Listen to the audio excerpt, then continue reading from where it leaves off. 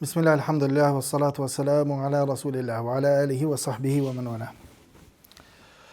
Në këtë ligjërat me lejen e Allahut Azza wa Jalla do të flasim për mospajtimin I cili është I papranuar. Mospajtimin I cili nuk është I lejuar, është I refuzuar. Cili është ky mospajtim? Para se me I përmend shumë detajeve, në kohët e sodit, sidomos në botën arabe, po ndoshta tek dikush për njerëzve tek ne, domethënë gjejmë se përmendin shumë se ka mospajtime ndërmjet dietarëve, këto pse pingushtoni çështjet, ka edhe një mendim tjetër, edhe nuk ka probleme pas edhe një mendim tjetër, ndërsa kur tek shyrtjet mendim tjetër e bën se askush për njerëzve nuk e ka thonë, askush për dietarëve nuk e ka thonë. Gjen fetva në këtë kohë, në kohën bashkëkohore, të cilat në shumicën e rasteve janë fetva për arsye se ndodhen në bazë të presionit të realitetit ose në bazë të, dominimit të kulturës dominante dhe presionit të saj tek njerëzit, çka I bën ata pastaj me dhon fetva ose me marr disa mendime të cilat nuk I ka pas kërkosh në histori, për dietarëve të mëhershëm as për dietarëve të mëvonshëm. Bile disa nëpërmjet këtyre mendimeve ose nëpërmjet çështjes së mospajtimit ndërmjet dietarëve, hynë në këtë rrugë. Mirë, po qëllimi I tyre është me shem godinën e Islamit, duke dalur pastaj edhe tek çështjet të cilat janë të prera, çështjet të cilat janë që nuk ka diskutim tek dietarët rreth tyre, çështjet e akides ose çështje të prera, dhe pastaj edhe aty me përmend se ka mospajtime ndërmjet dietarëve. Dhe pastaj gjejmë njerëz të ndryshëm të cilët ju dhon hapësinë këtyre njerëzve ose edhe I mirpresin njerëzit e tillë, ose edhe njerëzit e tillë duke mos pas dije, dalin edhe flasin ose I japin fetva të ndryshme të cilat nuk I ka thonë kërkosh prej dietarëve të mëhershëm. Atëherë, cili është kriteri që një mospajtim më konsideru I papranueshëm, I refuzuar? Sepse në fillim kemi përmend se mospajtimi ndërmjet dietarëve është dy lloje, mospajtim I pranuar, kemi përmend llojet e mospajtimit të pranuar dhe qëndrimin e muslimanit rreth këtij mospajtimi. Tash vim te mospajtimi I papranuar dhe cili është kriteri për me konsideru një mospajtim ndërmjet dietarëve që është I papranuar. Mund të thonë shkurtimisht se mospajtimi I papranuar ose I refuzuar është ai I cili mund të kon një prej këtyre kategorive. Do të thonë mospajtim në çështje të prera të akides, në çështje të besimit, në çështje të imanit, çështje të imanit në Allahun Azza wa Jall, në domethënë 6 kushtet e imanit edhe në çështje të tjera të prera të akides. Ky konsiderohet mospajtim. Mund të dikush më pas ndoshta një mendim tjetër. Mirë, po ky është I papranuar e nganjëherë bën që personi I cili e ka një mendim të tillë me dalë në kufër, nganjëherë ndodh që me dalë në bidat. Me dalë në bidat, domethënë sepse I ka pasur ndonjë mendim të ndonjë fraksioni I cili ka dalë pas kohës ose gjatë kohës së sahabëve ose edhe pas kohës së sahabëve që kanë dalë xehmite, kaderite, mu'tazilite, shiate, xhawariste, kështu me radhë, domethënë të cilët kanë shpik mendime në besim, të cilat nuk janë mendime të ehlusunetit, por ehlusuneti është ai I cili është përmbajtur rrugës së pejgamberit alayhis salam, rrugës së sahabëve të pejgamberit sallallahu alaihi wasallam, dhe cilët e kanë zbatuar ose kanë praktikuar hadithin e pejgamberit alayhis salam, cilën ka thënë pejgamberi sallallahu alaihi wasallam se aleikum bi sunnati wa sunnati al-khulafa'i ar-rashidin addu 'alayha bin nawajid. Domethënë kapuni për sunetin tim dhe sunetin e xulafave të drejtë dhe kapuni fort për këtë sunet, I cili është suneti I pejgamberit alayhis salam dhe I xulafave. Dhe më thënë kapuni sikurse më kap për dhëmball, do të thonë si me që kap dikush diçka me dhëmball, do të thonë edhe cili e shtrengon atë, atëherë edhe ne, do të thonë pejgamberi sallallahu alaihi wasallam ka porositur që të kapemi për sunetin e tij dhe sunetin e xulafait ar-rashidin kështu. Pra, lloji I parë ose kategoria e parë kur një mospajtim ndërmjet njerëzve konsiderohet I papranuar është në çështje të prera të akides. Këto është përmendur në aspektin e përgjithshëm sepse vjen edhe detajizimi, edhe përmendja disa prej fjalëve të dietarëve. Kur konsiderohet po ashtu mospajtimi I papranuar, domethënë është I refuzuar, atëherë kur dikush vjen me një mendim me të cilin e kundërshton një tekst të qartë dhe të prerë nga Kurani apo suneti i pejgamberit sallallahu alaihi wasallam, apo edhe kundërshton ixhmain e dietarëve. Do thonë kur e kundërshton ixhmain e dietarëve ose vjen me një mendim i cili bie ndesh me një tekst të prerë, të qartë dhe të prerë nga Kurani dhe Suneti, atëherë kjo është mospajtim i refuzuar. Dikush ka përmend edhe një mospajtim tjetër, kur për shembull kur ndodh mospajtimi në çështjen e vendimmarrjes, për shembull mendimeve strategjike në çështjet e luftës, për shembull kur disa musliman për shembull e kanë disa mendime, që ka thonë pejgamberi sallallahu alaihi wasallam kur ka dërguar Muadh ibn Jabelin edhe Ebu Musa al-Ash'ari kur ka dërguar në Yemen, domethënë tatawa wala takhtalifa.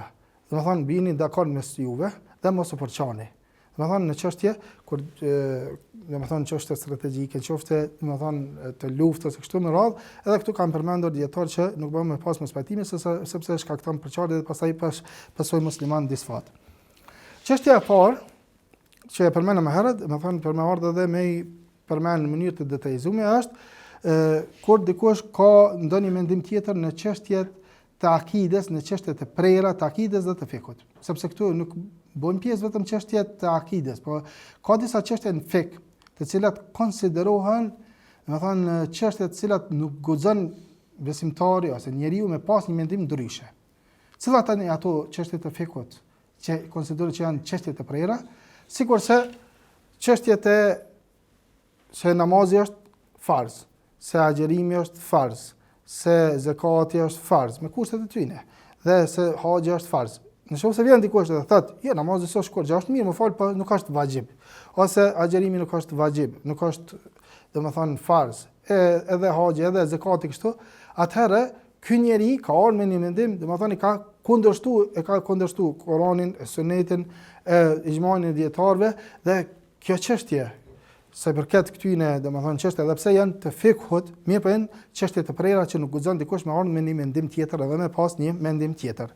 Po ashtu edhe në çështjet e ndalesave, kur vjen dikush për shembull edhe konsideron për shembull se zinaja është halal, ose për shembull se alkooli është halal, ose dikush tjetër konsideron se vrasja është halal, ose çështjet e ndryshme për harame të mëdha, gjinohe të mëdha, të cilat krejt njerëzit e dinë që ato janë gjinohe, është e njoftën tek njerëzit dhe ka tekste të prera dhe ka ixhma të dietarëve dhe krejt njerëzit e dinë, është e përhapur tek njerëzit, atëherë ky është i papranuar dhe domethënë në rastet e caktuara edhe njeriu mund të dalë në kufër me kushtet që do të më plotësu për me konsideruar tjetrin jo besimtar. Mirë po, domethënë këtu nuk bën me pas mospajtime.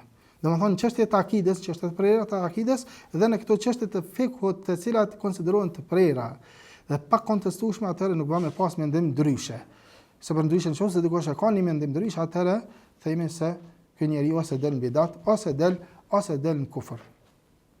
Sam'ani Abu Mudhaffar al-Sam'ani është një prej dietarëve të mëdhenj të Ahlus Sunnetit, ka një libër në usul fiqh, quhet Qawati'ul Adilla.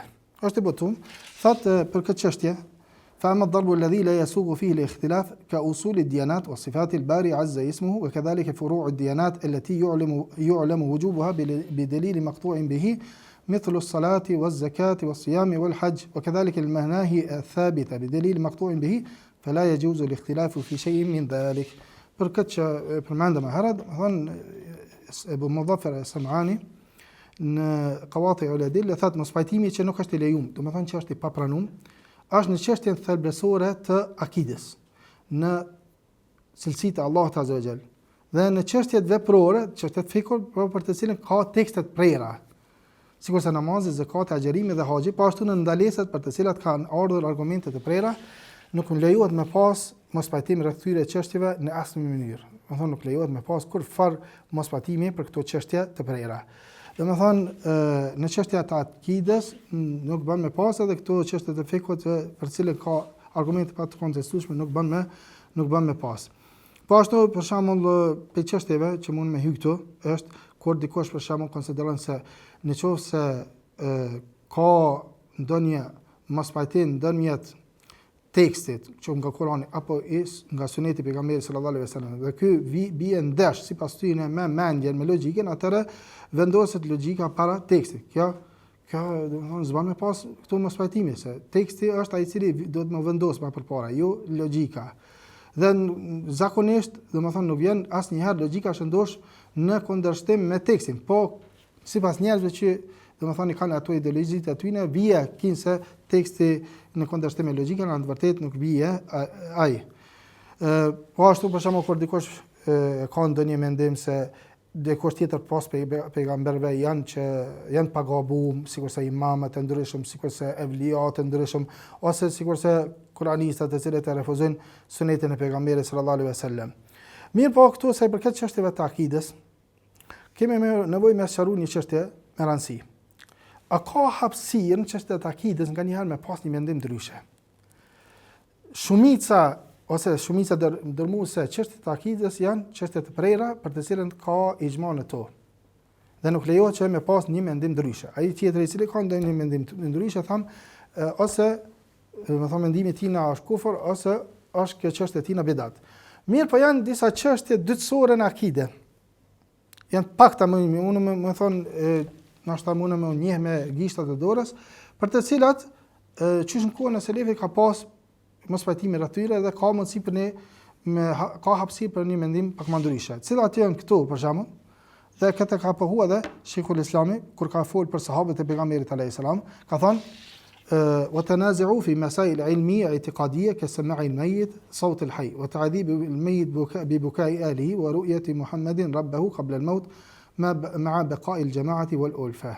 Domethënë sahabët e pejgamberit alayhis salam kanë ndodhur me pas mos pajtime në çështje të ilmit, domethënë në çështje të besimit të ilmit, po edhe ilmia etikadie në çështje domethënë besimit, të cilat nuk kanë të bëjnë me ato me veprime, me fik, mirë po çështje që lidhen me etikad. Si për shembull thotë i vdekuri a dëgjon zërin e të gjallit apo jo. Kjo mesele për cilën kanë debatuar dietarët e ehl sunnetit. Mirë po nuk është për aty në meseleve kryesore për cilën domethënë del në kufër ose bidat. Domethënë vetëm ka pas mos pajtimin brenda sunetit se i vdekur a dëgjon zërin e të gjallit apo jo.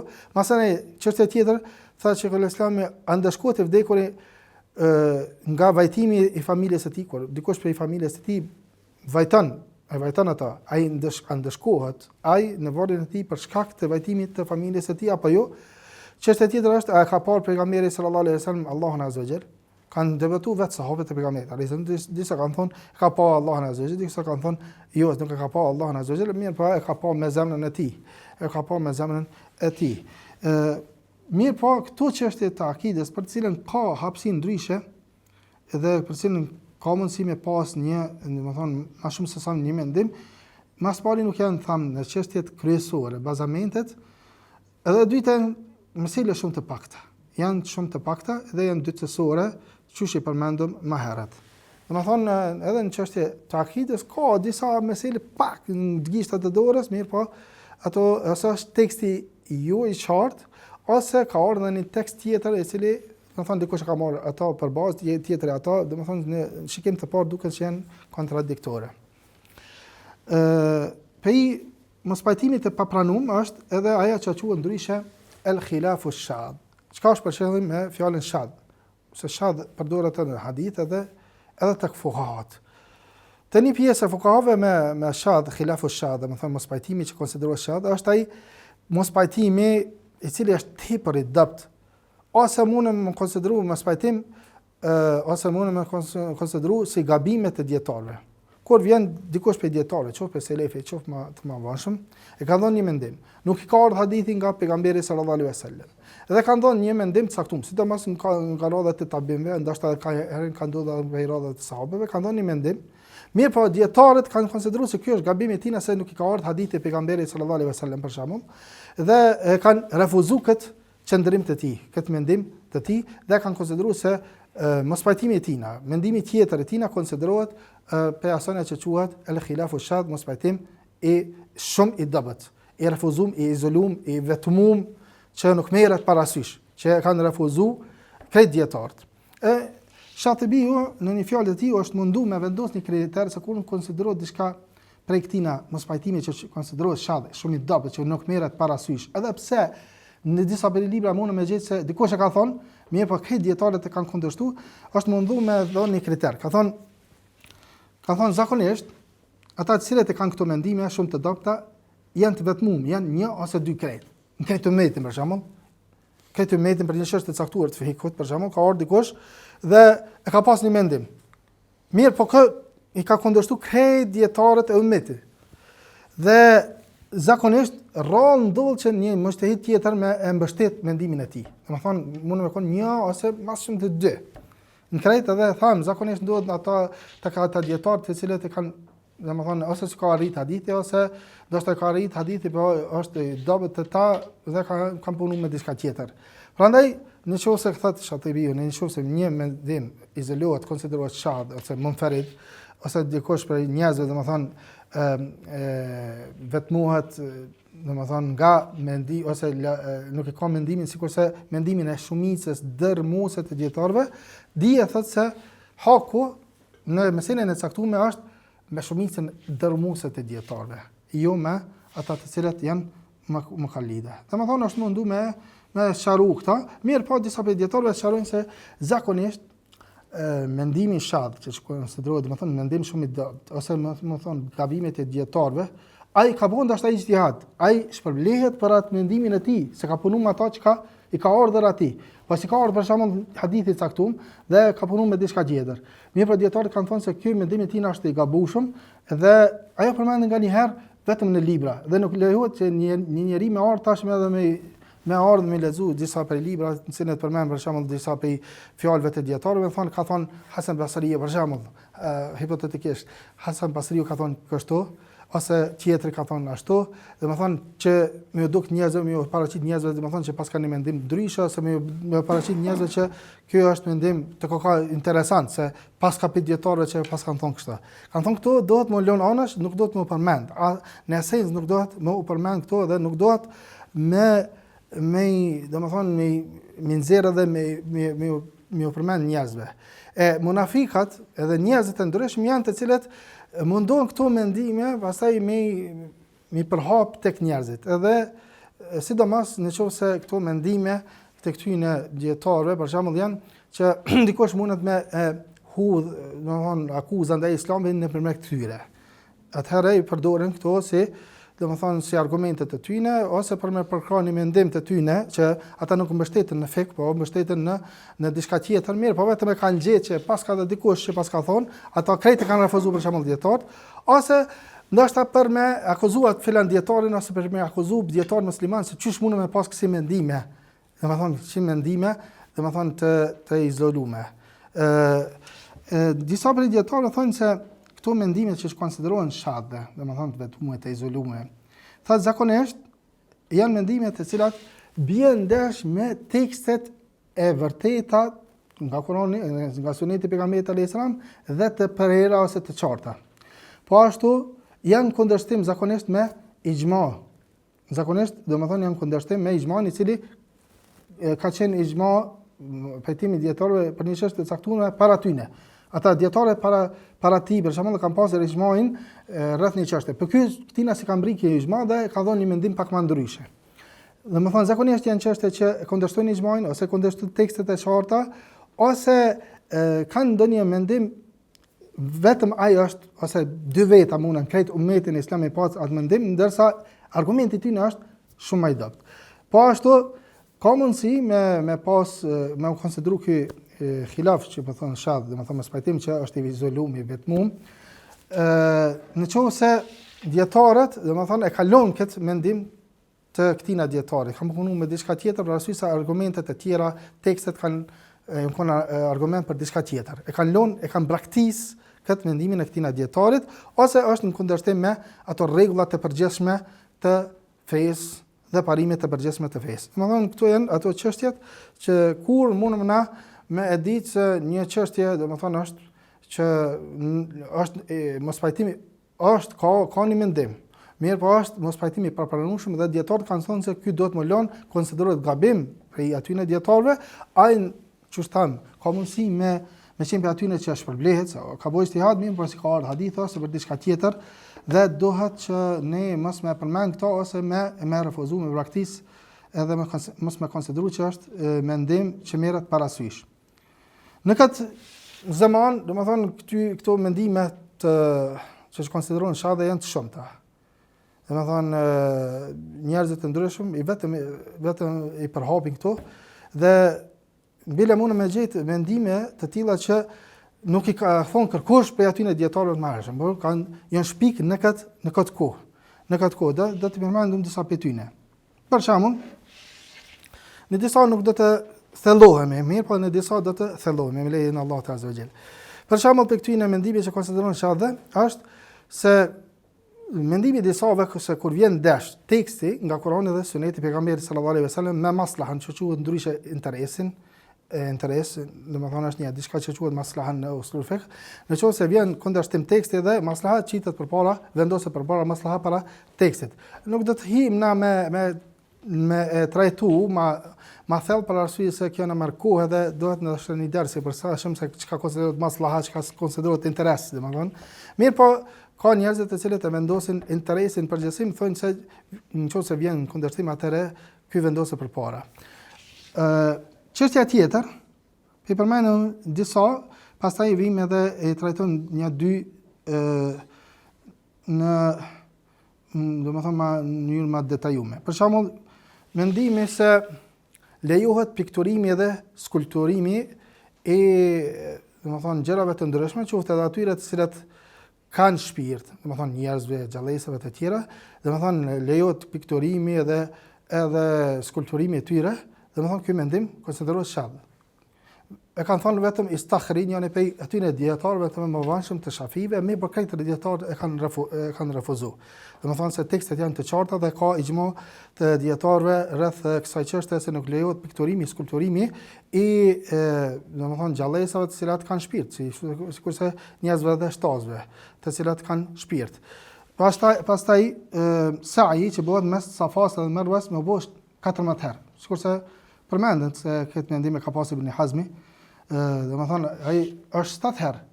Një herë prej Safas deri në Merwa, pastaj prej Merwas deri në Safa është dyta herë.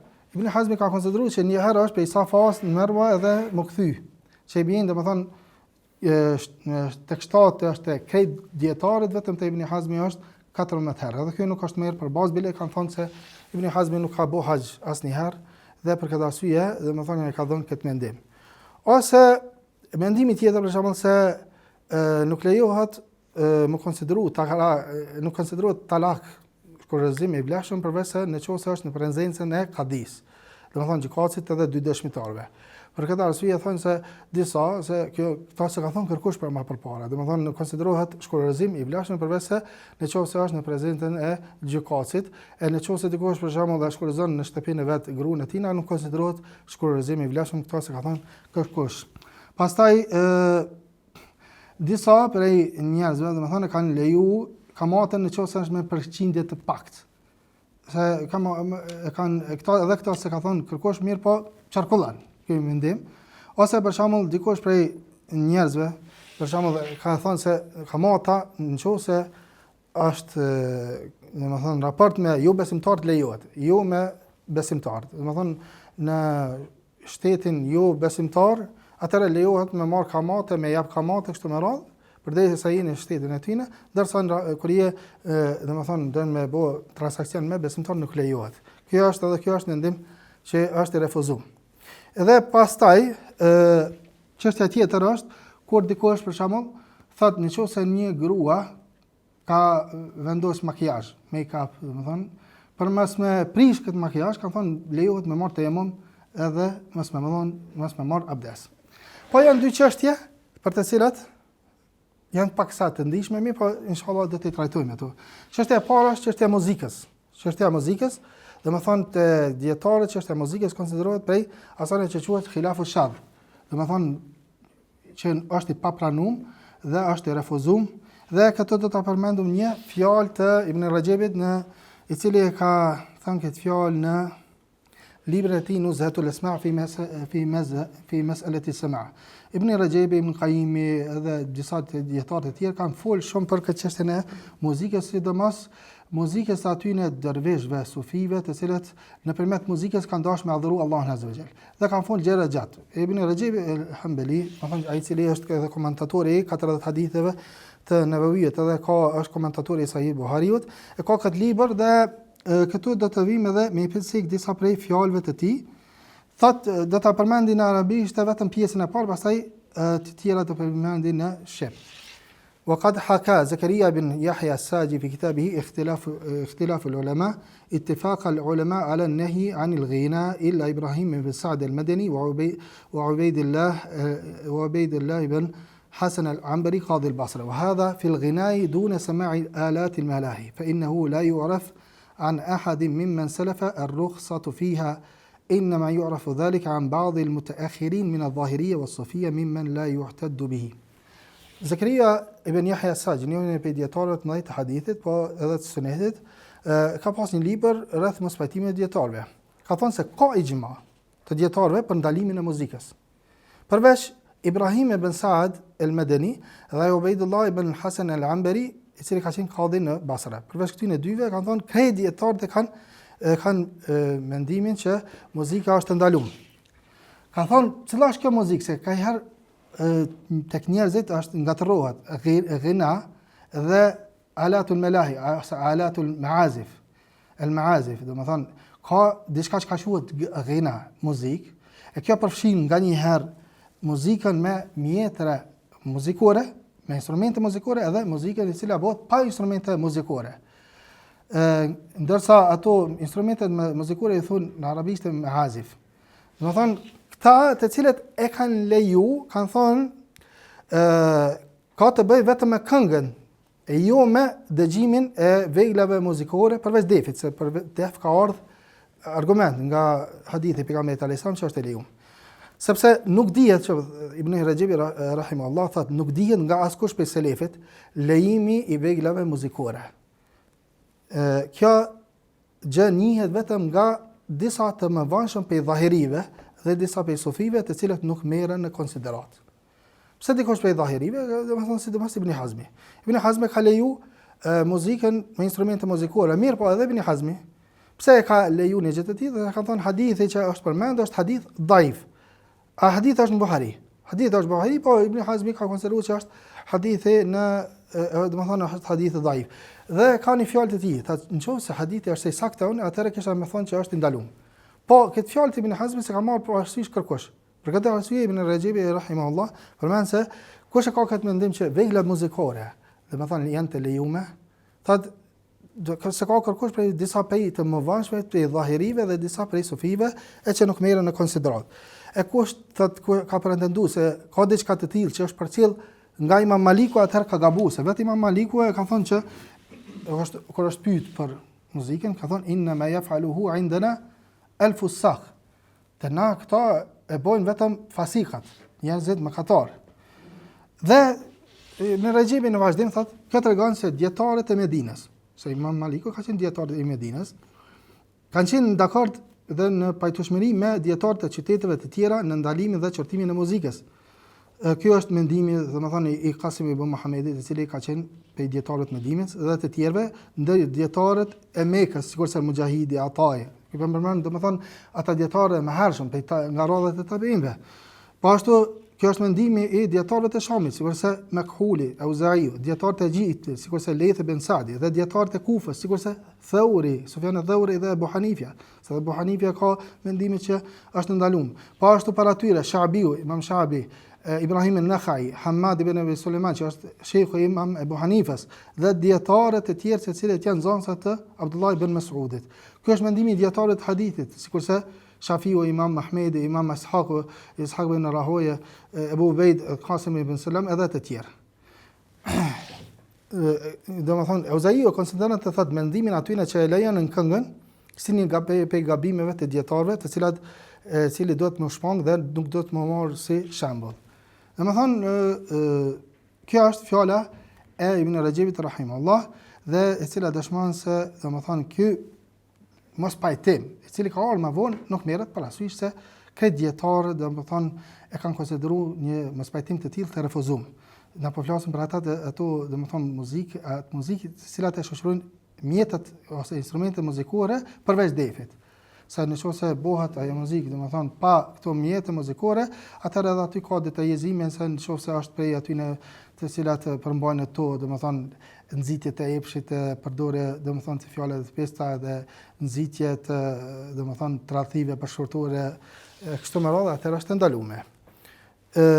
Ky është, domethënë kjo është një çështje me rëndësi, domethënë se këtu nuk merren kanë thonë dietar. Domethënë kanë thonë dietar se ky mendim i cili është përmendur nga disa të mëdhenj prej dhahirinë nuk merret parasysh dhe konsiderohet pe khilaf ash-shadh.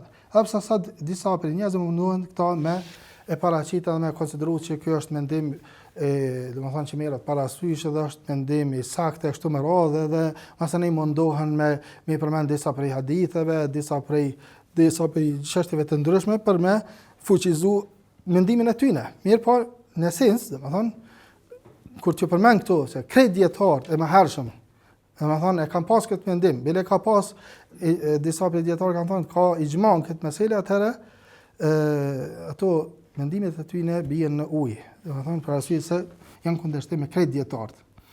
Domethënë çështë pe hanefive edhe pe ju hanefive. Çështja tjetër që është konsideruar që është mendim, domethënë i cili konsiderohet shadh, është çështja e dhënies dorës së femrës së huaj. Femrës e cila nuk është domethënë mahram. Femra e huaj a lejohet me ia dhënë dorën asaj. Domethënë ka ixhma tek dietarët se një gjë e tillë është ndaluar. Dhe domethënë ka ardhur në ata është një mawsua al-Kuwaitia, al-Fiqhiyya al-Kuwaitia, është një libër i madh ku ka punuar shumë dietarë të mëdhenj dhe ka botuar domethënë Ministria e Vakafeve të Kuvajtit, domethënë rreth 50 vëllime vetëm rreth çështjeve të fikut. Këtu në këtë mawsua al-Kuwaitia, enciklopedia fikut, e cila është botuar në Kuvajt, domethënë kështu qëndron: la khilafa baina al-fuqaha fi adami jawazi massi wajhi al-ajnabiyya wa kaffayha wa in kana ya'manu ash-shahwa. Domethënë nuk ka mospajtime në mes dietarëve se nuk lejohet të preket fytyra ose dorë e një gruaje të huaj edhe nëse personi është i sigurt se nuk e bë këtë me epsh. Hadha idha kanat al-ajnabiyyatu shabatan tushtaha. Kjo nëse femra e huaj është e re. Ndërsa sa i përket thonë, domethënë sa i përket gruas të moshumeve, plakës, atëherë ka mospajtim ndërmjet dietarëve se a bën me dhënë dorën apo jo. Domethënë për plakën ka mospajtime të Hanefit edhe të një mendim i Hanbelive, domethënë lejohet, ndërsa të Shafit edhe të Malikin është ndaluar dhe tekstet janë përgjithshme që ndalojnë gjë të tillë, mirë po na nuk jemi duke trajtuar këtë çështjen e meselës, domethënë se plakës a bën me dhënë dorën apo jo, sepse ka mospajtime ndërmjet dietarëve. Mirë po, femra që është pak më e re, që nuk është plak, a bën me dhënë apo jo, domethënë krejt dietarë kanë mendimin që nuk bën me dhënë. Dhe këtu do të përmend disa fjalë pej mëdhëbeve të ndryshme për me dëshmu. Për shembull, në Hashiet ibn Abidin, një prej librave kryesorë në mëdhëbin Hanefi, në vëllimin e 6 367, domethënë faqe 367, fjala e tij është kështu: illa min ajnabiyatin fala yahillu massu wajhiha wa kaffiha wa in amina ash-shahwa wa hadha fi ash-shabba. Domethënë sipas mëdhëbit Hanefi, njëna e kryesore për librave të mëdhëbit Hanefi, thotë prekja e fytyrës apo dorës së një gruaje të huaj nuk lejohet, edhe nëse është i sigurt se këtë nuk e bën me epsh. Kjo vlen për gruan e re. Domethënë sipas Hanefive nuk lejohet.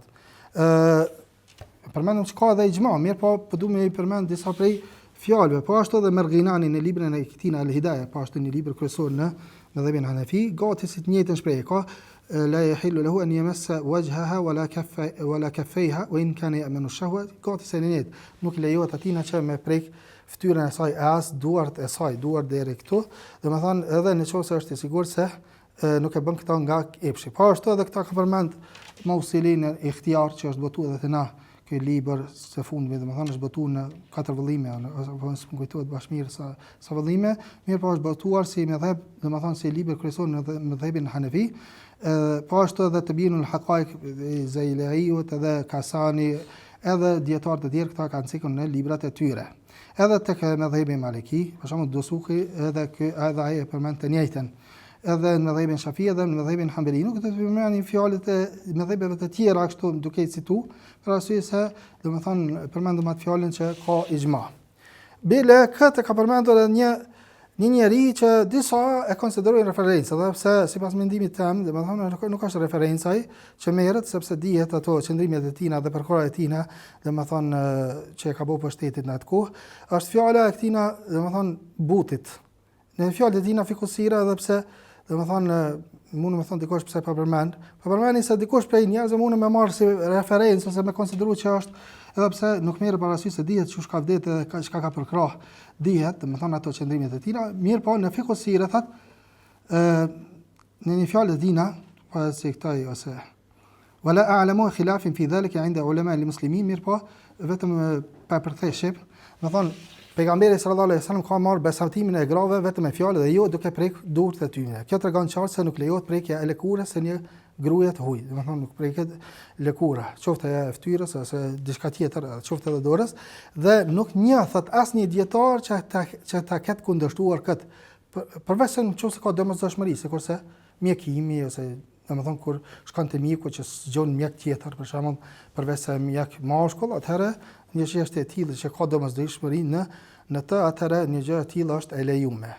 Domethënë ai i cili mundohet me paraqit që ka edhe një mendim tjetër, atë në vërtet e ka kundërshtuar krejt mendimet e dietarëve të mëhershëm. Se s'ka dikush prej dietarëve të mëhershëm që ka pohu që një gjë e tillë, domethënë prekja ose shtrëngimi i dorës ose prekja e dorës së një femre të huaj e cila është e re, domethënë është e lejuar, s'ka thonë askush pediatrëve kështu.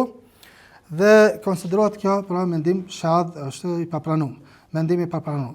Na nuk po flasim tash në ato situata kur njeriu gjendet, domethënë situata pa lakmueshme dhe detyrohet dikush, për shembull, ose imponohet nga dikush ose detyrohet që më ia dhon dikujt dorën. Kjo është gjëra, domethënë çështje tjetër, domethënë se ndodh nganjëherë që vetë personi, ndoshta edhe që po flet, ndoshta në një rast saktum ka mundësi që më u detyru. Mirë po, esenca është me tregu se ky mendim, domethënë kjo çështje ka ixhma dhe kjo është e ndaluar dhe pastaj mbetet çështja se njeriu apo vepron gjuna apo nuk vepron gjuna. Dhe a është çështja domosdoshme apo jo. Mirë po me dalë edhe me thonë për shembull që jo vallahi ose me konsideru tjetrin i cili ka mendimin tjetër, domethënë se është ekstremist ose diçka që është radikale ose diçka tjetër, i themi vetë ata pretendues të mëdhëbit Hanefi do të më kthyin në librat e mëdhëbit Hanefi dhe me këshir mirë, domethënë me këshir mirë se çysh është meselia e jo me pretendu diçka. Në qoftë se për me dëshiroj me e njoft mirë këtë çështje, atëherë mund të thonë që jemi të detyruar, jemi që çashtu po na bën situata të ndryshme mirë, po jo me dal hap të zë dhe me konsideru që kjo është një mendim radikal ose ekstrem ose diçka tjetër, se krejt dietar, domethënë kanë atë mendimin ndryshe që nuk bën një çështje, është ndaluar një çështje e tillë. Wa sallallahu alaihi wa sallam ala nabina Muhammad wa ala alihi wa sahbihi ajma'in.